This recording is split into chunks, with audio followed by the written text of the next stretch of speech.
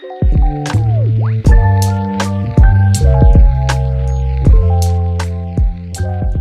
guys, well, thanks so much for joining. It would be great for us to kick off with some background introductions, the current educational settings you're currently at and your journey through education to date. So yeah, Mary, I would love for you to kick off with that one. Thanks, Max. It's a pleasure. My name is Mary Jane Newton. I have an educational publishing background predominantly. So I held roles in product, in business development, in strategy, digital transformation, technology, you name it, with organizations like the Oxford University Press, Macmillan Education, and Imagine Learning. And more recently, I was the group head for digital education products at Nord Anglia Education.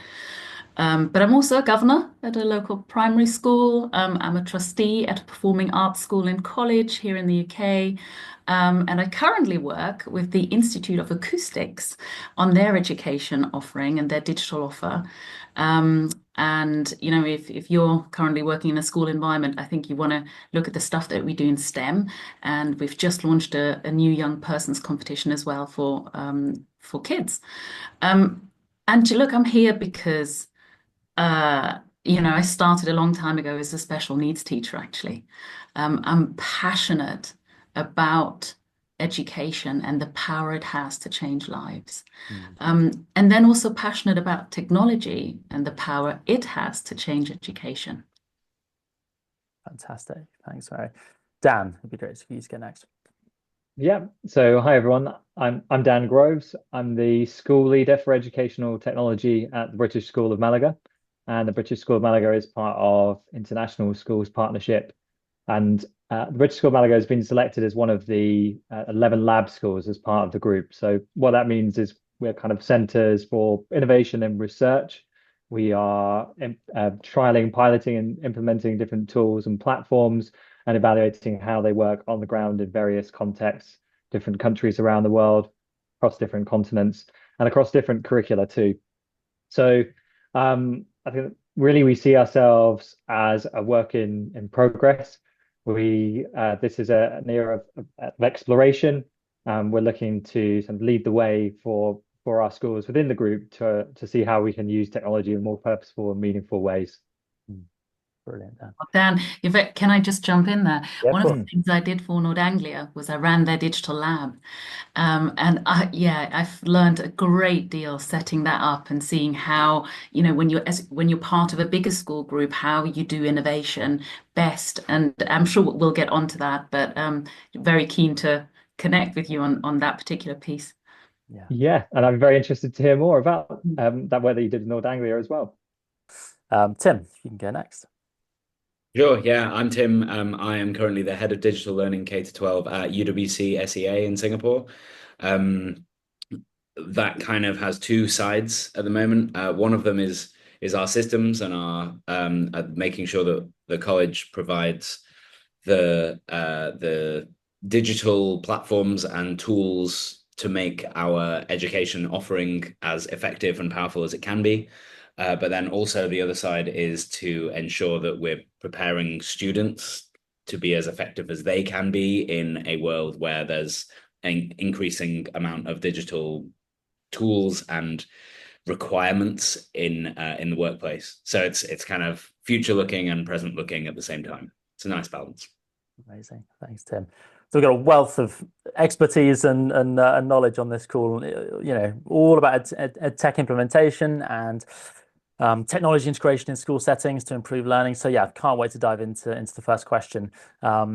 Which leads me to the next question. So if we can look at some of the key factors that determine whether an education technology product succeeds or fails in a school environment, it'd be great to get your sort of broad, high-level thoughts on this question. Dan, if you could kick us off with that one, that'd be great. Yeah, of course. So I think for me, really, when we talk about technology, what we need to be talking about is people, because it's people that drive effective use of technology. It's not the technology itself. So in terms of strategies that ensure its success is you've got to have the teacher buy-in. And I think one of the ways in which you get teacher buy-in is to have a purposeful approach. So one of the ways that we've approached this here at ISP is we have focused on problem statements or identifying areas of need within the schools. So to give you an example from our school here in Malaga, the demographic has changed significantly. We've gone from sort of doubled in size.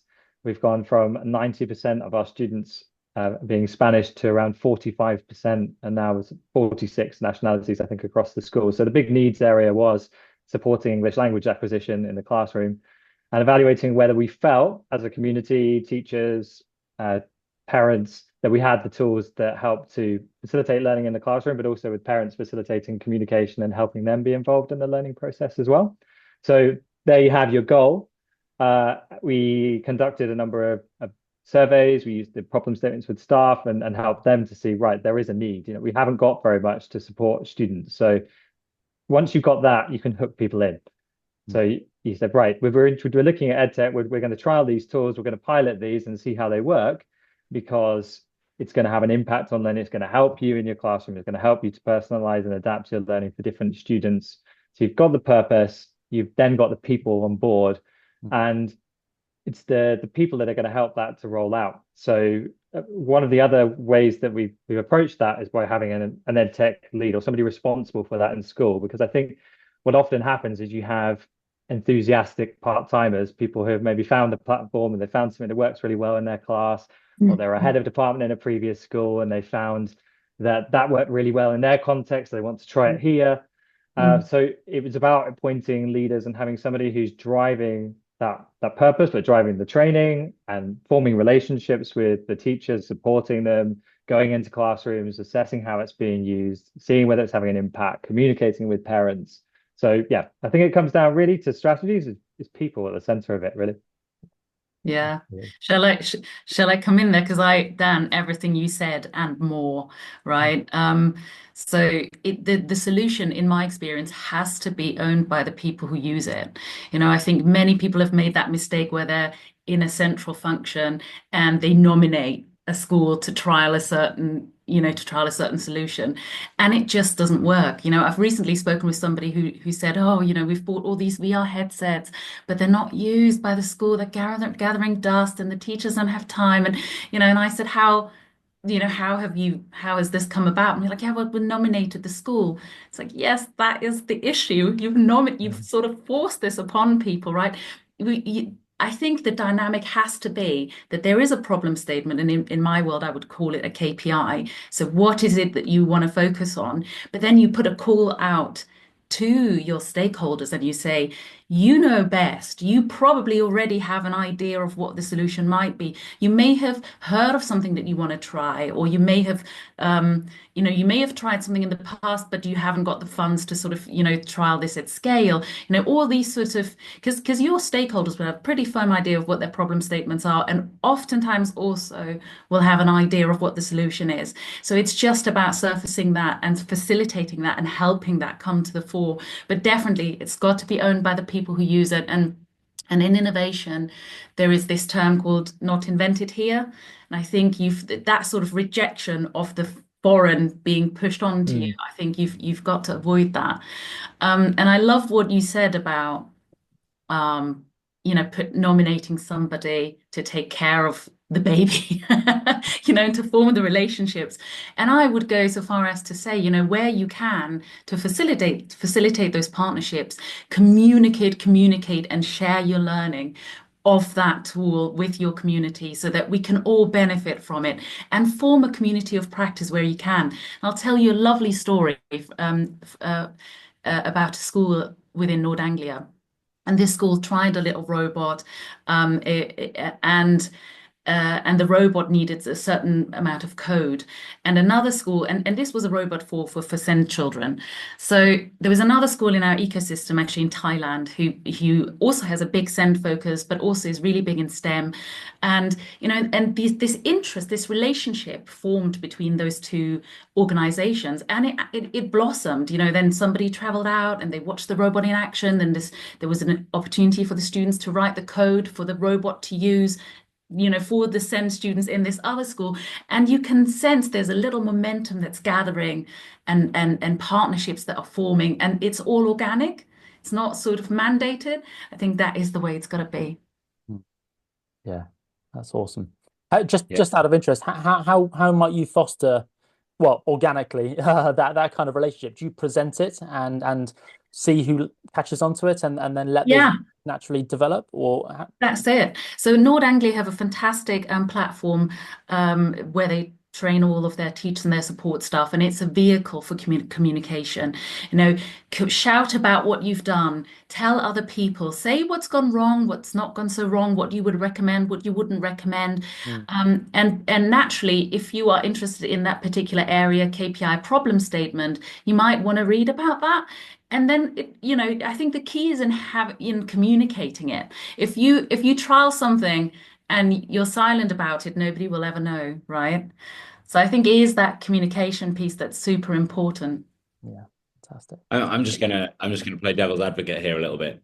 I Please. think that all of these things that you guys have said so far are very, very valid and very, very true. But a lot of them are focusing on the kind of early adopters, the keen people, the people who are already pretty tech savvy, the people who want to try new things, the innovators.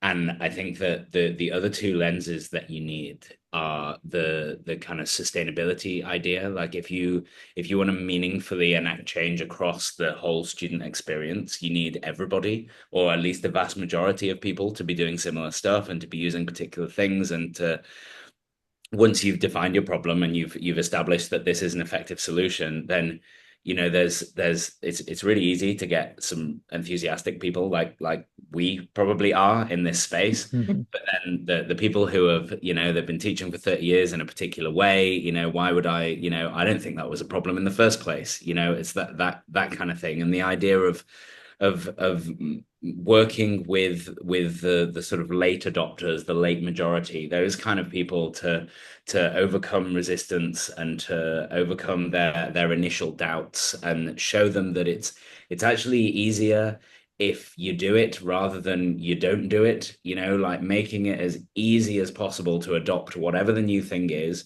to make it like a no-brainer, like something that you almost accidentally do. And that involves working with all of your systems, and working in like a kind of systemic way where you can link it to a bunch of other things that they're already doing, and you can kind of pack in like workflows that they already have, and you can say, well, how you already do this, and this takes you 20 minutes. Well, actually, with this thing, all you need to do is do this, and then that'll only take you 5 minutes now, or that kind of thing. Working within ways that are appealing to those people who aren't necessarily enthusiastic about new things. And then the second thing I think is about trust. I think that you have to be really careful as an integrator, as a technologist in a school, that you're not doing this sort of thing all the time. Because there's a lot of anxiety about change, and there's also a lot of you run the risk sometimes of developing a feeling of kind of eye rolling, oh, another new thing, like a kind of fatigue with innovation, which is obviously counterproductive to the work that we're trying to do. And so I think being really, really careful and selective about things that maybe not things that you trial with those early adopters, but then things that you look to really spread out on an institutional level. I think that if you establish that trust, like this trial process is super rigorous because we do loads of trials, but only very few things actually make it through. And we know that they're going to be really effective for every single person at this school. And you can trust us that we will do that level of rigor. I think that if you build in those kind of conversations, then you get a lot further later on down the line after the early adopters have had their say. Yeah, absolutely. And I think let's double down on that question, because I think it's one of the most important questions, right? Getting teacher buy-in. You've got that, obviously, that bell curve of the early adopters, and then you've got everyone that lags behind that. And then you've got a few people that will always resist it, I suppose, to a certain degree. So just doubling down on that, what strategies have you seen, used, implemented, in obviously individual school settings, but also across the school group as well, that have worked in particular to sort of gain teacher buy-in past the early adopter stage? Dan, I'd love to get your thoughts on that one.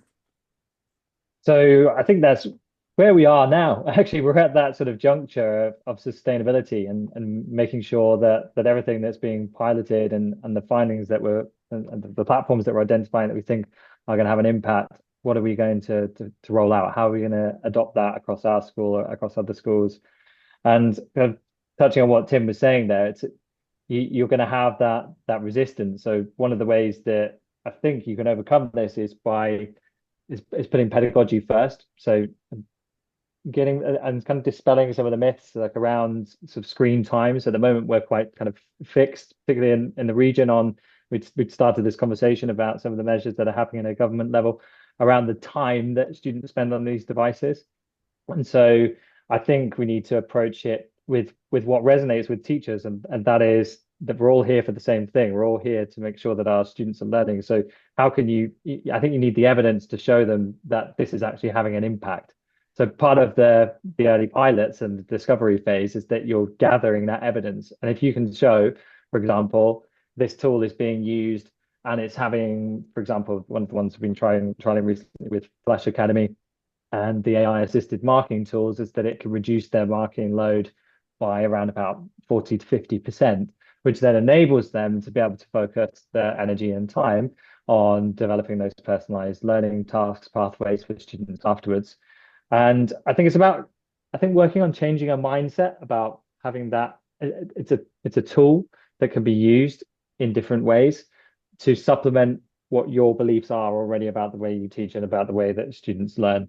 So I think once you've got past once you've got those early adopters, it's about keeping those conversations going and having and leaning a little bit on those people that are finding useful ways to use it and getting them to lead training sessions, getting them to coach and mentor others and support others, because it can't all be led from a couple of people. It needs that having a granular level where it kind of like a ripple effect where more and more people try it, because I think then it's not just one person or the leadership team saying this works. You've got that bubbling up and you've got other people saying, yes, this is actually working really well in my classroom. It said it was going to save time and it is saving time. It said it's going to make the learning more personalized for students and they can now access it in their own language. And I've got students that come in with very little level of English and now they're able to access and practice and use the resource at home too. So I think it's about having that purposeful approach and having that centered around pedagogy rather than time.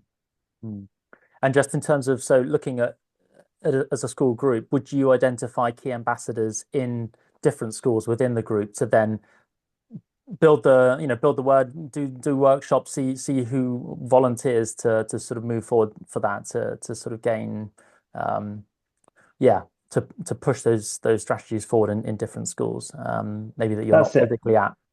Yeah, that's what I mean within the schools. So across the lab schools, this is an approach that we've shared, is this idea of having champions, early adopters, whatever you might call them. And so that is what the approach that we're modeling and that we're finding that works. And the idea is that I think we will then roll this out across regions. So where you find something that works, you're then sharing the stories and sharing the research and sharing the evidence about this is the impact it had at another school in Spain. Your school has a similar demographic. It might work in yours. Let's appoint somebody who's now a leader for that in your school. This is the model. This is the implementation guide you can follow. This is how it's worked. But I imagine that we'll then learn more ways. And then what will be important after that? I love this idea that Mary Jane was talking about, this kind of vehicle of communication. I think that's a strategy we'll be looking at in the future, is communication. How do you keep that momentum going? How do you keep those stories being shared and those ways of using technology successfully? And I think that's our next step. So we're in the early phases at the moment. Tim, I'd love to get your thoughts on that one in terms of teacher buy-in. Yeah, I mean everything that Dan said, but also I think that there's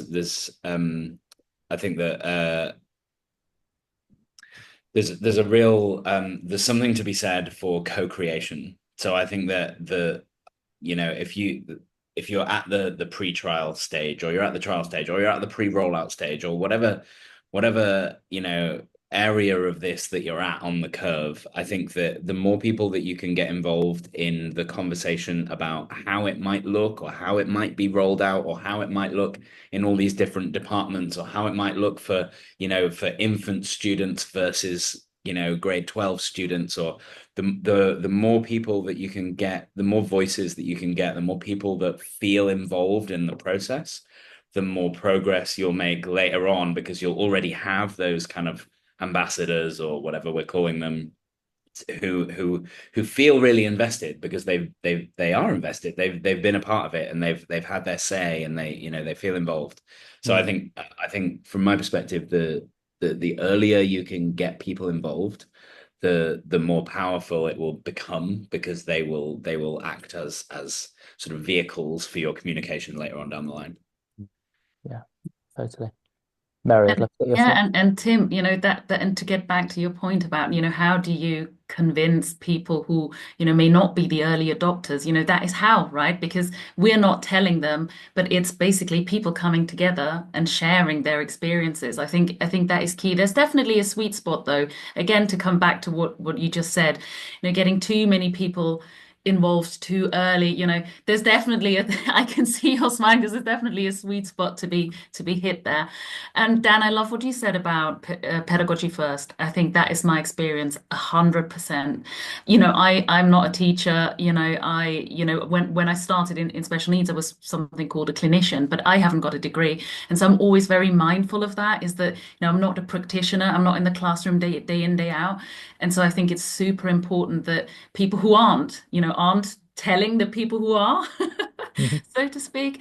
And then lowering that hurdle to adoption, right? So yes, incorporating into existing workflows and what you're already doing. Yes, workshops and sharing and show and tell a little bit, sort of, look, here's this thing and here's what it can do. And these things don't need to be big to be sparking an interest. They can just be small pieces of text or video or show and tell that can convince people to just give it a go. And then sometimes, and this sort of is slightly contradictory to the pedagogy point, but only slightly, it's just to encourage playfulness with it. Let's not turn it into a big, new, massive tech implementation. Let's just see what it can do, and sort of retain some of that playfulness, I think is really important. Yeah, if I could just add on to that, completely agree, Mary Jane. I think I think certainly about playfulness. I love a bit of playfulness.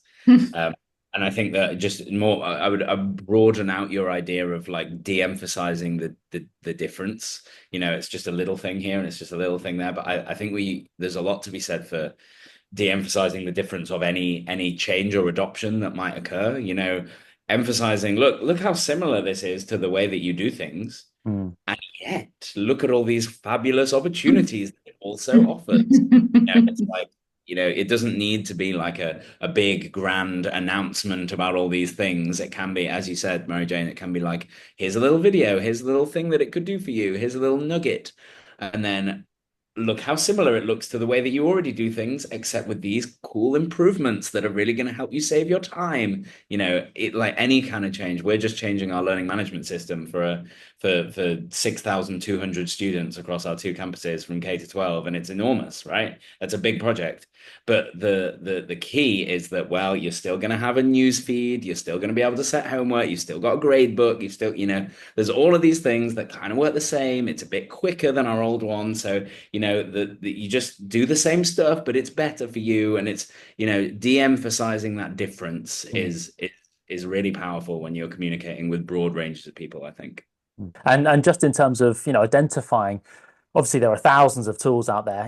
What processes have you built? Is it teacher led? Is it senior leaders that have used tools and products in previous schools that they bring to the table? How do you identify new tools and EdTech products to use and test? Dan, I'd love to get your thoughts on that one. So I can kind of talk a little bit about the historical approach, I think, versus the approach now. I think post-pandemic, there was kind of a lot of jumping on the bandwagon, bringing in one-to-one devices, bringing in interactive whiteboards.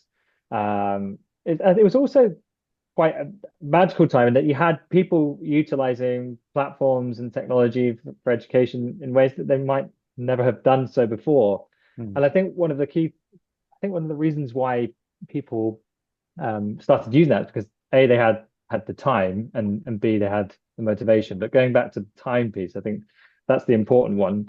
So within schools, people don't have the time to go out there and research and find out what alternative platforms exist in the market.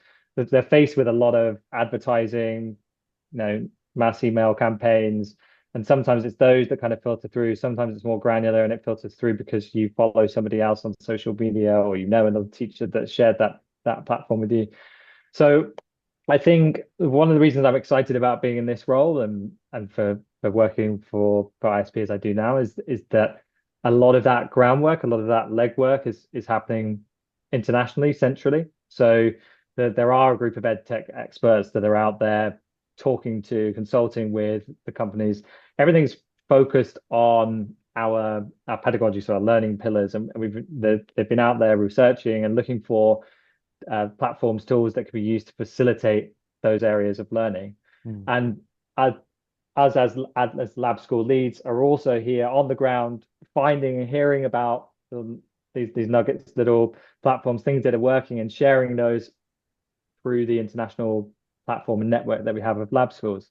So I think it's because we have that time to be able to work out what is available, what can actually have a meaningful and purposeful impact linked to the pillars of learning. And it's that approach that I think is going to help us moving forward. Mary, I'd love to get your thoughts on that one in terms of processes for identifying new tools. So I think of it as a spotlight and a radar. I think in twos a lot. So the spotlight to me is the internal universe, is everything that's used internally and that people already know and use, and making use of that and surfacing that, and pointing it out and shining a spotlight on it. And then for me, the other part is the radar. So I, obviously not, having spent many years in my career actually working out in the field rather than within, a school or a school system, is that I constantly have an eye out on the marketplace. What are the cool new kids on the block? What are people talking about? What could this potentially lead to? And that to me is the radar. And that's how I think of it. Love that. Yeah. Tim, I'd love to get your thoughts on that one. Yeah, I think I'm going to respond to your question with a question, Max, actually. In true teacher style. And like my concern actually with the sort of particularly with AI tools, but my concern with how we have historically done things up to this point in exactly the same way as Dan and Mary Jane were sharing, is now we have a whole raft of available tools with extremely effective marketing budgets and everything that Dan was referring to earlier. And then we sort of investigate them and we do a trial, and then we do this. And then by the time we've reached a stage where we think, okay, yeah, this might actually work, either there's 3 or 4 other even better tools that have emerged on the marketplace, or there's an enormous price difference from when we started investigating, or the tool has changed completely or been bought by some enormous tech organization, and therefore the whole business model has changed. And so just the pace of change is just so dramatic.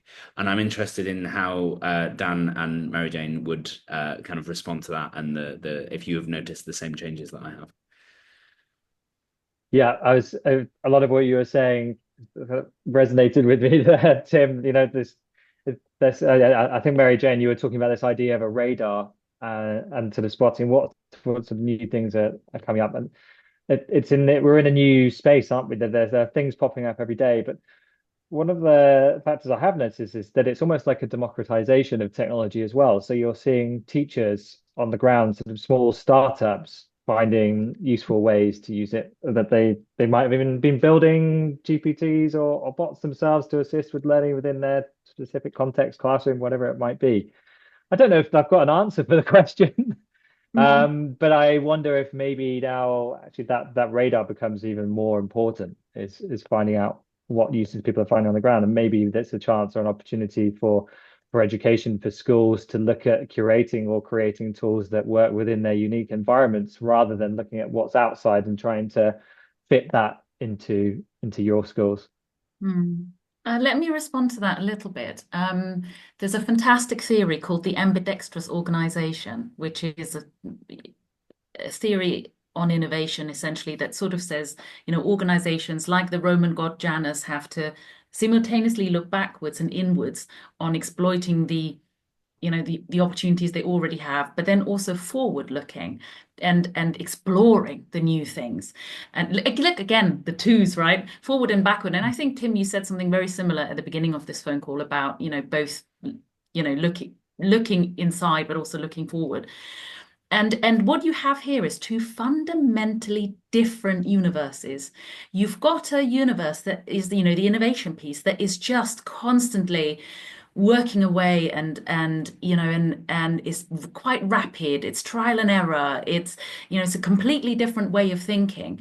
And then you have the more the exploiting side of things, which is just of refining, of doing better what you already do. It's a machine, and it goes at a much, much slower pace. And marrying the two is notoriously difficult, which is why most organizations keep their innovation arm completely separate, by the way, from from what everybody else is doing. And I think that is the tension you have here, Tim, is you have a marketplace that is rapidly evolving. I would say that, we at a pace that we've never seen before. And you have, on the other hand, a more traditional organization, which is, servicing teachers and students, and it fundamentally operates at a different space. And I think marrying the two is challenging. Have you found strategies that maybe have worked there, Tim? I saw you're gonna jump in there in terms of marrying up the people that are innovating with these tech tools and actually matching them with the end users that are teachers. I mean, I think the people do, as Dan was saying, I think people are being really innovative in their own really, really specific spaces. And Mary Jane, you're absolutely right about the looking backwards as well, looking at the changes that have happened, and kind of you can do a certain level of extrapolation there as well. But I think allowing space and opportunity for those people who want to innovate to do so, and then to bring it back. I think it's someone else mentioned it earlier, to sort of bring it back and offer that as a training platform, or as an experience for others, I think is helpful. I think the other challenge that we face is that those two very different speed things that are happening at the same time, that the students are often on the high speed one as well. They're innovating much quicker than than an educational global industry can maneuver. And so there's a certain degree of that as well. There's a certain degree of there's kind of both sides are moving really quickly, and then we're just trying to hold everything together middle, and in order to do that, you need some parts to move quickly, and you need some parts, the parts that you believe are fundamentally important. Dan, you mentioned your pillars earlier. Most schools have something similar to that, and investing in those core values that you have, and ensuring that whatever technology comes your way, those are your priorities. That is your sort of guiding focus. And how can we make sure that whatever's happening over here and over here is gonna feed into and grow those core values that you have. So I think it's quite a good grounding exercise to lean back into that. And just changing tack slightly and focusing on students with diverse needs or special educational needs in different regions that you've experienced. How can schools leverage technology to really start to personalize learning experiences for students with diverse needs? I'd love to get your individual thoughts based in your setting. Dan, if you kick that one off, that'd be great. Yeah, so I've talked a lot about the multilingualism idea and English language acquisition specifically, but I think that is one of the areas where technology can definitely help with personalizing learning, because you suddenly make a classroom accessible to anyone regardless of language ability, whether that's something simple like a live translation in the form of subtitles or maybe even live translation through an earbud. I know that some of our schools are looking at how that can be done. But also, I think not only maybe necessarily just in the classroom, but also it's empowered teachers because of the increase in speed and availability of translation tools. Teachers can now translate their existing resources, adapt their existing resources to students regardless of their linguistic level. So whether that, and one of the things we talk about is embracing other languages. So sometimes there might be opportunities actually to do the thinking in your own language and then work in groups to discuss in the target language of English, whatever it might be. So we've seen a big change in culture and practice within our school and within the group of now teachers providing resources to students in their home language or grouping students together with the same language and offering them resources for that. And they can do that really quickly. Things like the DFIT or using DeepL or other tools that are out there. So I think that's one really important way. And the other, which I hear a lot of the additional learning needs or SEND of departments talk about, is those accessibility features. And there seems to be more and more popping up every day. What I see students using a lot is the text to speech. So that's making that much more accessible. And I think going back sort of 4 years ago, a lot of those voices were rather robotic, quite unusual. Whereas now the language is becoming more naturalistic, and I think that makes it more accessible and also then naturalistic in different languages too. So that I think we're kind of removing that barrier of it being a robot and then actually making it more accessible, making it more like real human communication. Yeah. So those are two ways. I think there's lots of ways. Probably talk all day about ways that it can personalize, but those two in our context are two that I think are working well. Brilliant. Mary, I'd love to get your thoughts on that one. Yeah, well, I will not talk about the features, which you may, want me to, given I'm a technologist. But for me, actually, it is interesting to think about the right mix of blended learning, particularly for people with additional needs. I think we underestimate that. I think that the presence of the person and of the teacher being there with you and helping you and guiding you and reassuring you is something that is so important. And yes, often we speak about the platforms and the functionality and what they can do, but having a person there, because this isn't just about your brain. This can be about holding someone's hand or looking them in the eye, or that human connection that just makes you feel safe and secure in a space where you're learning and you're putting yourself out there. I think that is, for me, more and more when I think about additional needs, is being really clever about thinking how and when to use technology and how and when to use people. Tim, what are your thoughts on that one? Yeah, I agree. I'll kind of approach it from a slightly different angle again, I think, and that's about a kind of the student-paced learning, so like a kind of just-in-time learning idea. So one of the things that we have been investigating for the past few years is looking at having kind of standalone modules that are just 15 minutes or 20 minutes long, that are there's a catalog of them and students can kind of jump in and out of them, do them at their own pace. They're like a kind of Coursera, but like an in-house curated one. And we have some on, we have different departments making them for specific skills that they might need to access their subject, or we have like heads of grade making them if you want, here's like some on, how to do referencing for your extended essay, or how to like, here's some study habits or digital organization, or here's how you make a well-being plan for yourself, or like those kind of things. And the just the self-paced aspect is really powerful for maybe not personalizing the content so much, although there are ways that can be done very well, as Dan was mentioning and Mary Jane was mentioning as well. But the idea of timing, I think, is a really powerful one. And like different kids regardless of their neurodivergence or otherwise, different kids take different amounts of time to consume information in different ways, and enabling that kind of self-paced learning aspect, or like, oh, I've got a lesson on data analysis in biology next week, and I've never used Google Sheets before. Like, I should probably check that out, like that kind of personalization, I think can be really powerful as well.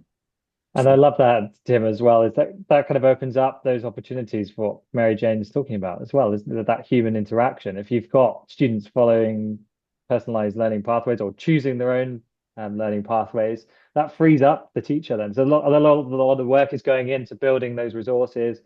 I know that we're able to do that much more efficiently and quickly now, but it's also the teacher can be around forming those relationships, moving around the classroom, supporting students where they need it. So really nice. Thanks for sharing that, Tim. It sounds like a really innovative approach that you're taking over there.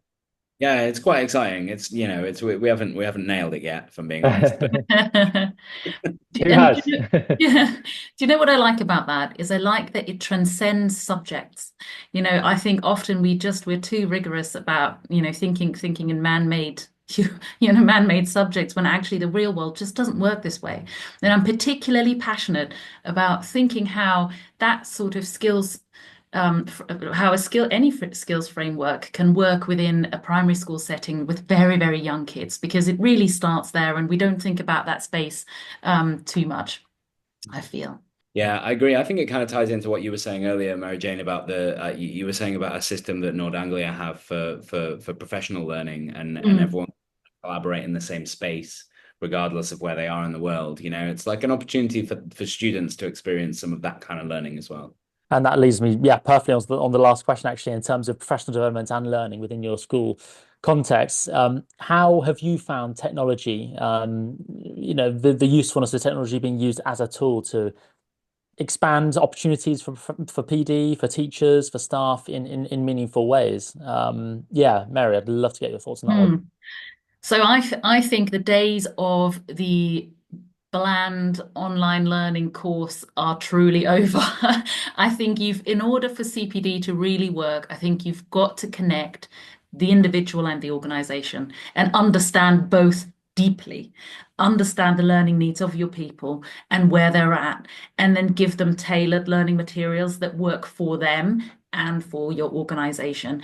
And technology can happen and the technological basis or framework for that is that you look at their the HR system, whatever it is that holds their training records, their goals and development aims, and you marry that up with your online learning. That is really, I think, for me, the key. I will also say, though, I'm a fervent supporter of team of networking and sort of collaboration and coming together as a team for adults. And I think I come from a background where that was sometimes a bit frowned upon. It's like, hold on, you're meeting with people and you're having a chat when really you ought to be like doing the proper work and doing real work. And what are you doing attending this networking event? But I feel that the challenges that we face as practitioners are becoming so complex that it's almost impossible not to have to speak to people. So I would urge anyone to go out, seek like-minded people, and talk to them and see how they approach, and maybe even beyond your industry. See how people are, because you'll find many of them are grappling with similar or even the same issues. So meet with them, talk with them, get their perspectives, and let them percolate. I think that I found that really helpful in the past few years. I make time in my schedule to go and speak to people that specifically outside of my industry. Yeah, can I just add on to that as well? I think that's absolutely right, Mary Jane, and I think some of your most powerful learning, some of one's most powerful learning comes from that human interaction, and it goes back to the humanity that we were talking about in the classroom as well. But if you connect with people doing similar things or having similar problems and all that kind of thing, I think then the technology bit comes in to then augment that, and to to have, here's a little pre-module, or here's something that you can work on together and then it's always revisitable, and you can keep going back. You go, oh, I met that person at that event and we worked on that thing, and then you go back in and it was 3 months ago, but it's still there. And, or those kind of opportunities, I think, for technology are how we enhance adult learning to make the in-person learning even more powerful. And I think what I'd like to add to that is that, as you're saying, it's about the networking and talking and communicating, sharing experiences. And although what you see for a lot of schools is that's challenging from a kind of a budget perspective, to send all of your team, 1 or 2 teachers off to a training event in another location. But I think that's where the technology is helping us, because you can connect like we are now online, and I think that's a model we've been trying to kind of work on a little bit more, is this kind of teach meet style, and teach meet online. I don't think it'll ever replace that face-to-face interaction. I still believe that that's a more effective way of doing that, but it does allow it to happen more regularly, and it helps people to connect. When you're part of an international group of schools, that's quite straightforward, because you can connect with other schools, you can organize these events.